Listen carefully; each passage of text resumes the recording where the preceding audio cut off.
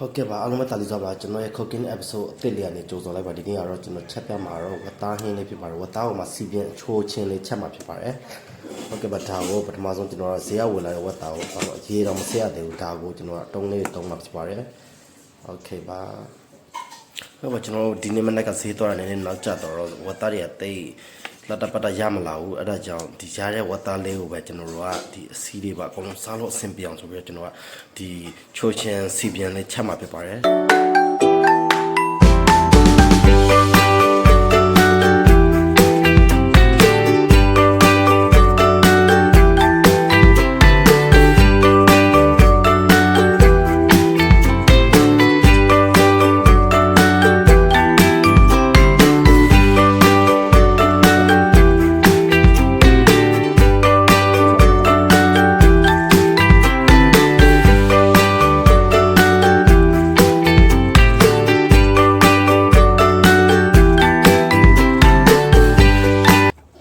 ဟုတ်ကဲ့ပါခင်ဗျာအခုဆိုဝတ်သားလေးတွေကိုကျွန်တော်အနေတော်လေးတုံးပြီးပြီဆိုတော့ဒါကိုတေချာလေးရေပြောင်းဆေးပြီးတော့ကျွန်တော်ချက်မှာဖြစ်ပါတယ်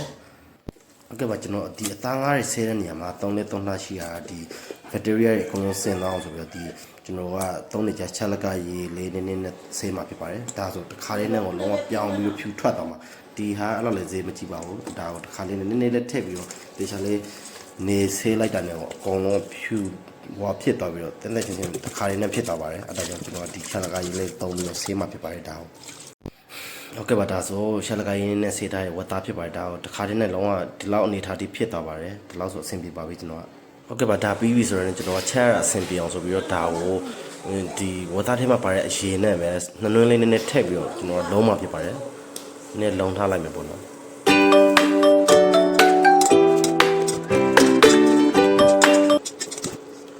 ဟုတ်ကဲ့ပါဒီလောက်ဆိုကျွန်တော်ကခုနလုံထားဝတ်သားလေးပါဒါလောက်ဆိုအဆင်ပြေပါပြီ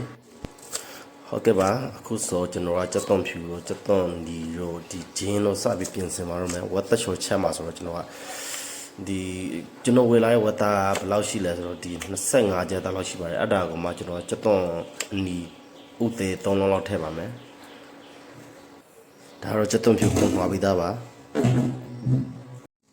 ဟုတ်ကဲ့ဒါဂျင်းလက်မကောင်တော့တစ်ကောင်ထည့်ပါမယ်ဟုတ်ကဲ့ကျွန်တော်ချက်မှာစီပြန်ချိုးရှင်ဆိုတော့ဒါအနှစ်လေးအတွက်ဒါခင်းရင်ဒီကိုကျွန်တော်3လေးလုံးလောက်စီစဉ်ထားပါတယ်ဟုတ်ကဲ့ဒါခုနပြင်ဆင်ထားတဲ့ဟာလေးတွေပါโอเคဒါပြင်ကျွန်တော်တို့ဒီဟာကိုစုံထဲမှာထည့်ပြီးတော့ဒါတွေအကုန်လုံးကိုဒီမျိုးစုံတွေထည့်ပြီးတော့အကုန်လုံးထောင်းလိုက်ပါမယ်ခင်ဗျာဟုတ်ကဲ့ပါထောင်းတဲ့ချိန်အရင်လုံးဝညံ့နေစရာမလိုဘူးဒီလောက်အနေထားဆိုအဆင်ပြေပါပြီဒါစီဒီမှာချက်ရင်လည်းသူ့အနေပျော်သွားလိမ့်မယ်ဒီလောက်ဆိုကျွန်တော်ကရပြီโอเคဒါရပြီဆိုရင်ကျွန်တော်ကစီစားပြီးတက်ပါပြီဒါစုံစီစစ်ပါဒါကိုကျွန်တော်ကပထမဆုံးစီတက်မှာဖြစ်ပါတယ်โอเคထည့်ထားတဲ့စီတော်တော်ဆူလာပြီဆိုတာနဲ့ကျွန်တော်ကခုနထည့်ထောင်းထားတဲ့ဟာလေးထည့်ပါတယ်ပထမဆုံးအနေနဲ့โอเคဒါပြီးရင်နှွမ်းမှုနဲ့နည်းလေးထည့်ပါမယ်ဒါနှွမ်းမှုကကျွန်တော်ခုနအသားလုံးကလေးကနည်းနည်းထည့်ထားတယ်ဒီထဲမှာလည်းနည်းနည်းပဲထည့်မယ်ဗျအလွန်နေရာများရင်လည်းကျွန်တော်ကမကောင်းအသားမှမလို့ဟုတ်ကဲ့ပါအခုဆိုစီလေးတော်တော်ပူလာပြီဒါကြက်သွန်လေးတွေညှိုးလာပြီဆိုတော့ခုနပြင်ဆင်ထားတဲ့ခင်းဟင်းသီးလေးတွေကိုကျွန်တော်ထည့်ပါပြီဟုတ်ကဲ့ပါခင်ဗျာဒီစီမြန်းမြန်းနဲ့ချက်တဲ့ဟင်းတွေကဒီအနှစ်တစ်ပိုင်းလောက်ရင်ကျွန်တော်တို့အိုးမကက်အောင်ဆိုပြီးခဏခဏမှွေပေးရပါတယ်ဒီလိုလေးမှွေပေးရမယ်အကောင်လုံးโอเคဒီလောက်နေထားရပြီဆိုရင်ကျွန်တော်တို့ကခယူးစီလေးကိုနည်းနည်းလေးထည့်ပါမယ်ခယူးစီနည်းနည်းထည့်မယ်ဇွန်ရဲ့3ပုံ1ပုံလောက်ပေါ့ကျွန်တော်မှဇွန်ကြီးကြီးသုံးတာမဟုတ်လို့โอเคဒါပြင်ဝတ်သားအယောင်လေးနဲ့ဒီအချိုတက်လေးပအောင်ဆိုပြီးတော့ဒီပေးငန့်ပြားရဲ့အနောက်ကိုနည်းနည်းထည့်ပါမယ်ဒါအကြည့်မဟုတ်ဘူးเนาะအနောက်ပါ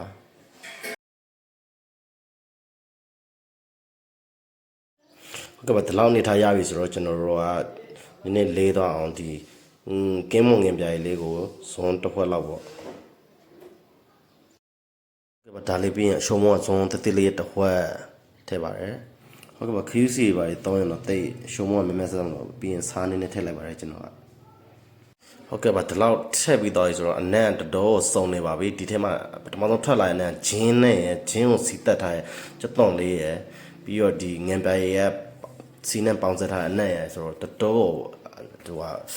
အနံ့တော်ထွက်နေပါပြီဒါဆိုတော်ကောင်းတဲ့အနေထားရယ်လုံးဝဝတ်သားထည့်လို့အသင်းဖြစ်တဲ့အနေထားဖြစ်သွားပြီဆိုတော့ကျွန်တော်ဝတ်သားကိုထည့်ပါရမယ်ခဏနေ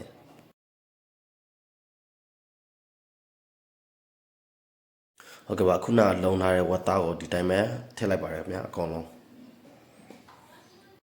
ဟုတ်ကဲ့ပါဒါလေးကိုအကုန်လုံးသမတောင်မှွေပေးလိုက်မယ်ကျွန်တော်ရေလောစရာရေကတိတ်မထည့်သေးဘူးနော်ဒီတိုင်းပဲဝတ်သားမှပါတဲ့ရေလေးပဲပါသေးတယ်ခဏနေရေကနေနေထည့်မှာမလို့ပါဒါကိုလောလောဆယ်သမပေးလိုက်မယ်ကျွန်တော်အကုန်လုံး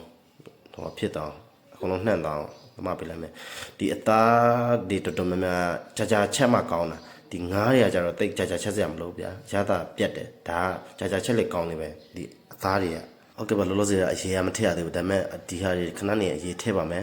ဒီအရေတွေအကုန်လုံးခန်းတဲ့အထိကိုကျွန်တော်စီပြန်ဖြစ်တဲ့အထိကိုကျွန်တော်ချက်မှဖြစ်ပါတယ်ဟုတ်ကဲ့ပါဒီနေထားဆိုအဆင်ပြေပြီဆိုတော့ကျွန်တော်ရေစပြီးထည့်ပါပြီပြီးရတဲ့အဖုံပြီးတော့ကျွန်တော်စပြီးချက်ပါတော့မယ်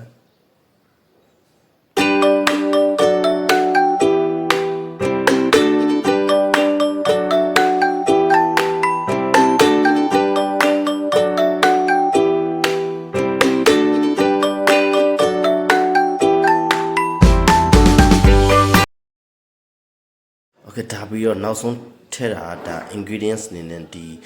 မကြီးရှင်ဖြစ်ပါတယ်မကြီးရှင်တစ်စုံလောက်ထည့်လိုက်ပါဒါမှလည်းပို့လို့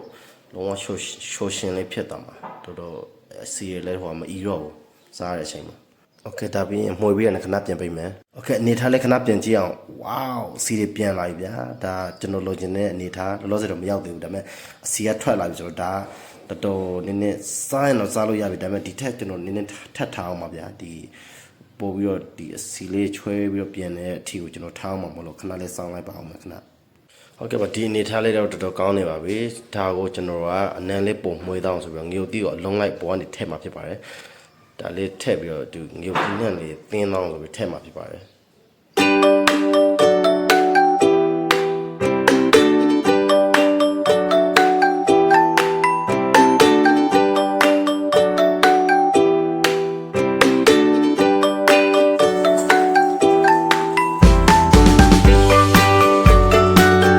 ဒါဆိုကြက်ပြီနော်ဒါဆိုကျွန်တော်မီးလေးပေးလိုက်ပါပြီ